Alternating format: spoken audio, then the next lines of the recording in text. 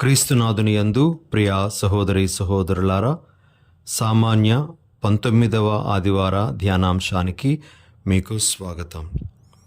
ఈరోజు మనం ఆలకించే మొదటి పఠనము రాజుల మొదటి గ్రంథము 19వ అధ్యాయము 4 నుండి 8 వరకు ఉన్న వచనాల నుండి గ్రహింపబడినటువంటిది.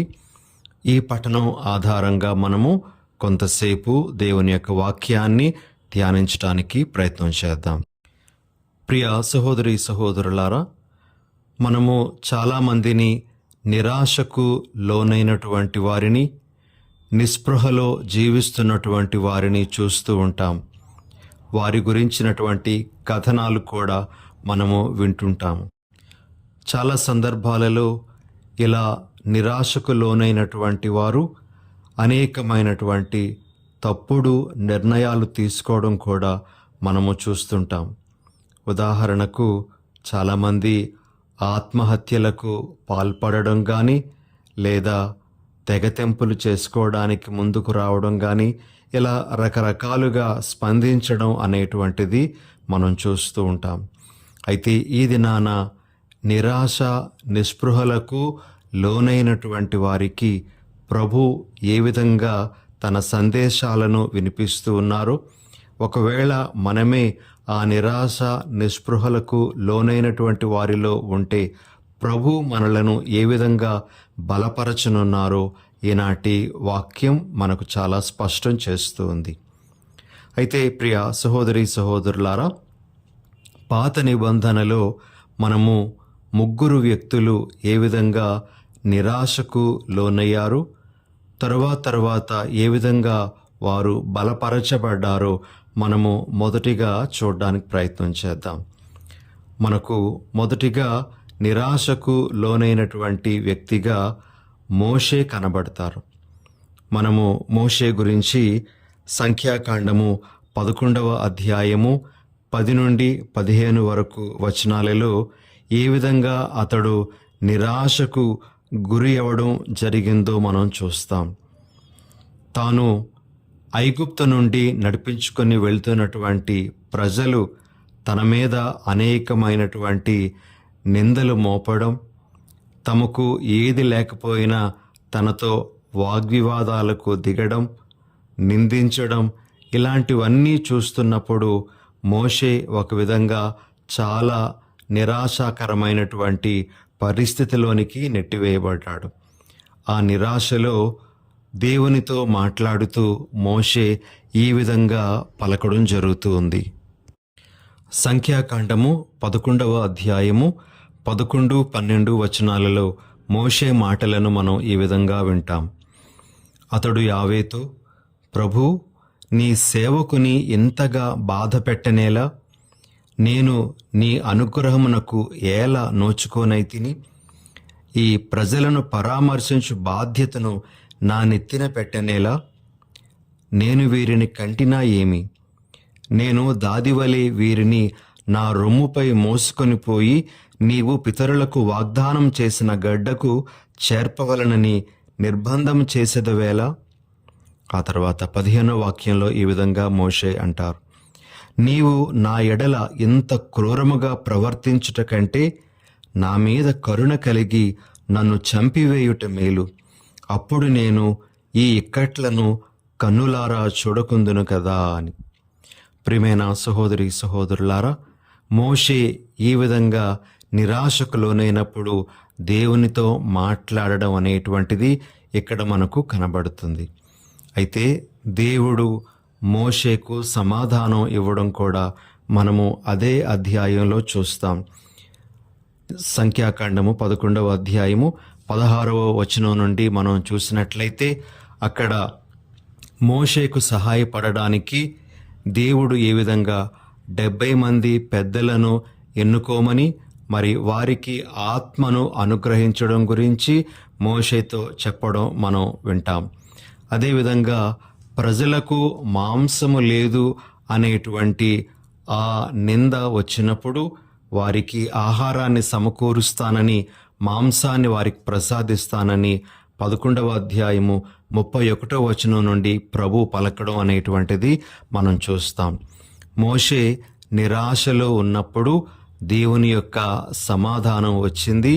ఆ సమాధానంతో మోషే కాస్త బలపడ్డాడు అని మనం చెప్పవచ్చు. ప్రియ సహోదరి సహోదరులారా, చూడండి, మోషే నిరాశలోనికి వెళ్ళిపోవడం, దేవుడు అతనిని బలపరచడం అనేటువంటిది మనం ఇక్కడ చూస్తూ ఉన్నాం.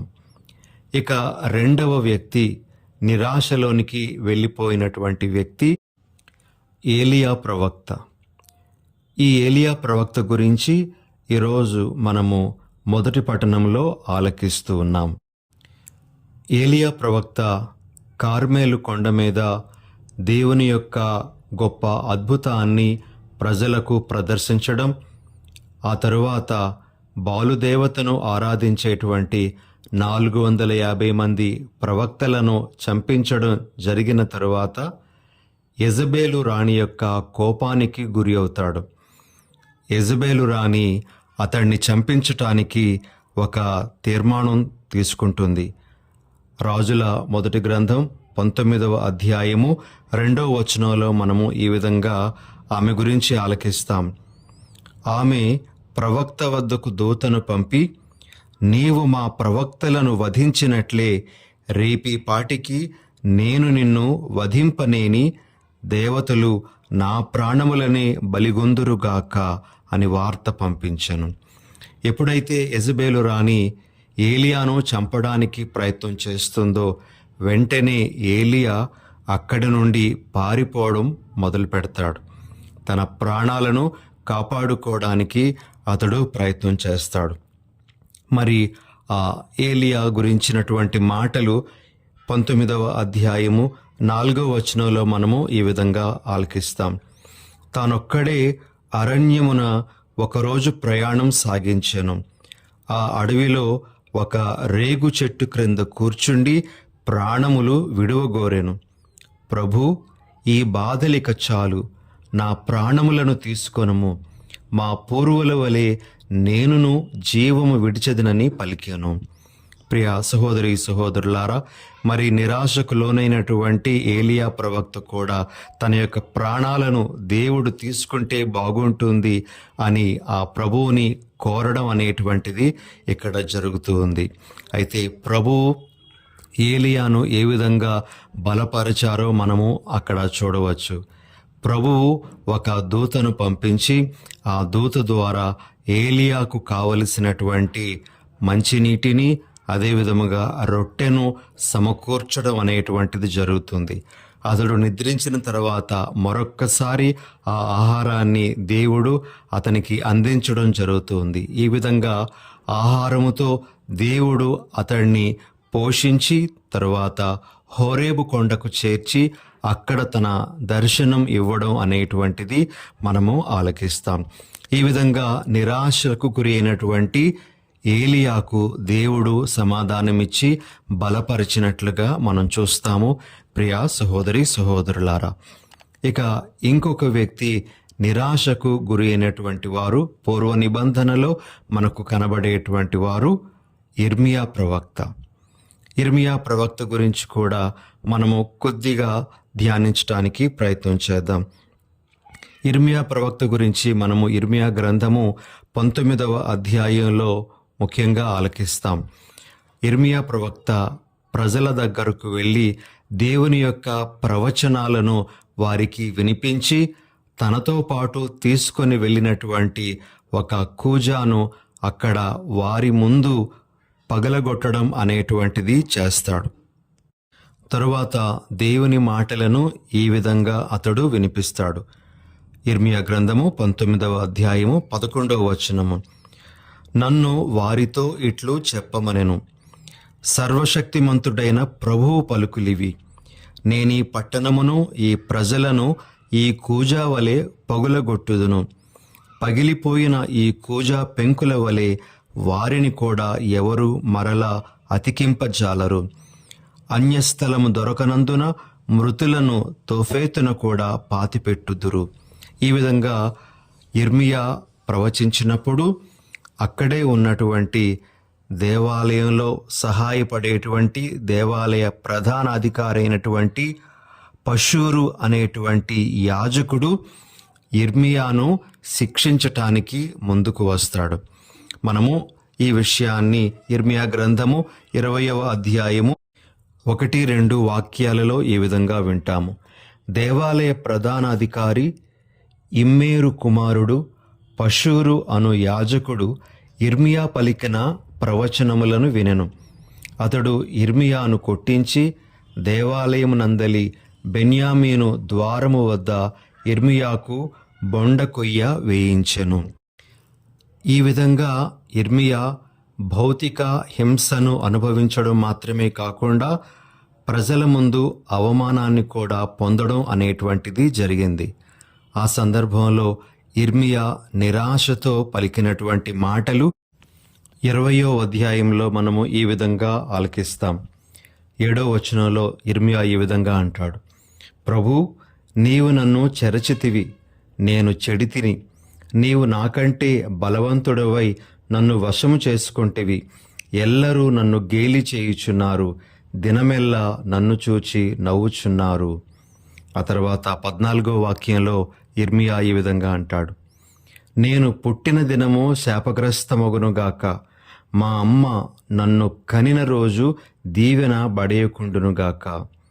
తర్వాత 17-18 వచనాల్లో యిర్మియా ఈ విధంగా అంటారు, ఆ జనుడు నేను పుట్టక మునిపే నన్ను చంపడయ్యను, అప్పుడు నా తల్లి గర్భమే నాకు సమాధి అయి ఉండేడిది.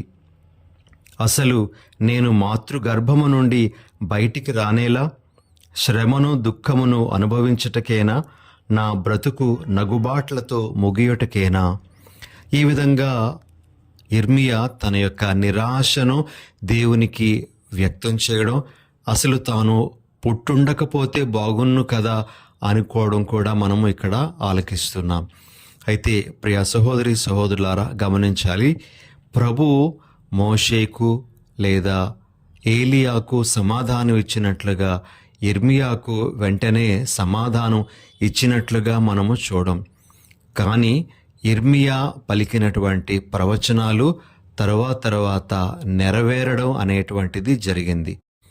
యిర్మియా నిజమైన దేవుని ప్రవక్త అని, అతని యొక్క పలుకులు దేవుని నుండి వచ్చినవనేటువంటి విషయం అక్కడ నిరూపించబడింది. ప్రియమైన సహోదరి సహోదరులారా, ఈ 3 ఘట్టాలను, ఈ 3 వ్యక్తులకు సంబంధించినటువంటి విషయాలను మనము ఈరోజు ధ్యానిస్తూ, మనము కూడా నిరాశ నిస్పృహలకు లోనైనప్పుడు ఏ విధంగా ప్రభువు నుండి శక్తిని బలాన్ని పొందుకోవాలో మనము ఈరోజు గ్రహించాలి. ప్రియమైన సహోదరి సహోదరులారా, మనము క్రైస్తవులంగా నిరాశ నిస్పృహలకు మనం కూడా గురి అయ్యేటువంటి పరిస్థితులు ఉన్నాయి. అయితే మనము 2 ముఖ్యమైనటువంటి సాధనాలను వినియోగించుకొని ఈ నిరాశ నిస్పృహల నుండి బయటపడడానికి ప్రయత్నం చేయాలి. అందులో మొదటిది దేవుని యొక్క వాక్యము, రెండవది దివ్య సత్ప్రసాదము. ఈ రెండింటిని మనము ముఖ్యమైనటువంటి సాధనాలుగా వాడుకొని మనము నిరాశ నిస్పృహల నుండి బయటపడాలి. ఇప్పుడు మనము వాక్యం ద్వారా మనము ఇటువంటి పరిస్థితిలో ఎలా ధైర్యాన్ని తెచ్చుకోవాలో కొన్ని వాక్యాలను పరిశీలిస్తూ తెలుసుకోవడానికి ప్రయత్నం చేద్దాం. యెహోషువ గ్రంథము 1వ అధ్యాయము 9వ వచనంలో మనము ఈ విధంగా చదువుతాం, నేను చెప్పినట్లు ధైర్యస్థైర్యములు అవలంబింపుము, నిర్భయముగా నిస్సంశయముగా ప్రవర్తింపుము, నీ దేవుడైన ప్రభువు ఎల్లవేళలా నీతో ఉన్నాడు. ఇది ఒక వాక్యము, మనము బలపడడానికి ఉపయోగించుకోదగ్గ వాక్యము. ఇక కీర్తనల గ్రంథంలోని ఒక వాక్యం కూడా మనము గ్రహిద్దాం. 34వ కీర్తన 17-20 వచనాలు ఈ విధంగా మనకు తెలియజేస్తూ ఉన్నాయి. నీతిమంతులు మొరపెట్టినచో ప్రభు ఆలించును, సకల విపత్తుల నుండి వారిని కాపాడును. వేదన వలన గుండెలు పగిలిన వారికి ప్రభువు చేరువలోనే ఉండును. బాధల వలన ధైర్యం కోల్పోయిన వారిని అతడు రక్షించును. పుణ్యపురుషుని చాలా ఆపదలు చుట్టుముట్టును, కానీ ఆ విపత్తులన్నిటి నుండి ప్రభువు అతనిని రక్షించును. ప్రభువు అతనిని సురక్షితముగా కాచి కాపాడును. అతని ఎముక ఒక్కటియూ విరుగదు. ఇక పౌలు గారు ఫిలిప్పీలకు రాసినటువంటి లేఖ 4వ అధ్యాయము 6-7 వచనాలలో మనము ఈ విధంగా చదువుతాం. దేనిని గూర్చియూ విచారింపకుడు, మీకు ఏమి అవసరమో వాని కొరకు మీ ప్రార్థనలలో దేవుని అర్థింపుడు. కానీ ఆ విధముగా అర్థించినప్పుడు కృతజ్ఞతాపూర్వకమైన హృదయముతో ప్రార్థింపుడు. మానవ అవగాహనకు అతీతమైన దేవుని శాంతి మీ హృదయములను మనస్సులను యేసుక్రీస్తునందు భద్రముగా ఉంచును. ప్రియ సహోదరి సహోదరులారా, ఈ విధంగా మనం ఎప్పుడైనా సరే నిరాశ నిస్పృహలకు లోనైతే వాక్యం సహాయంతో బలపడాలి, వాటి నుంచి మనము బయటపడాలి. ఇది ఒక విధానము ప్రభు మనకు ఈరోజు మన ముందు ఉంచుతున్నటువంటిది. ఇక రెండవది, మన కథోలిక సంఘస్థులకు వర్తించేటువంటిది. అదే దివ్య సత్ప్రసాదము. ప్రియ సహోదరి సహోదరులారా, దివ్య సత్ప్రసాదం ద్వారా కూడా మనము బలపడాలి, బలపడగలము అనే విషయాన్ని మనమందరము గ్రహించాలి. యోహాను శుభవార్త 6వ అధ్యాయము 51వ వచనం ఈరోజు మనం ఆలకించిన సువార్త పఠనం. అక్కడ మనము ఈ విధంగా యేసు ప్రభు మాటలు వింటూ ఉన్నాం. పరలోకము నుండి దిగి వచ్చిన జీవము గల ఆహారమును నేనే. ఈ లోకము జీవించుటకు నేను ఇచ్చు ఆహారము నా శరీరమే అని ప్రభు తెలియజేస్తున్నారు. మరి ప్రియ సహోదరి సహోదరులారా, యేసు ప్రభు యొక్క శరీర రక్తాలను స్వీకరించే గొప్ప భాగ్యం మనందరికీ కూడా లభిస్తూ ఉంది.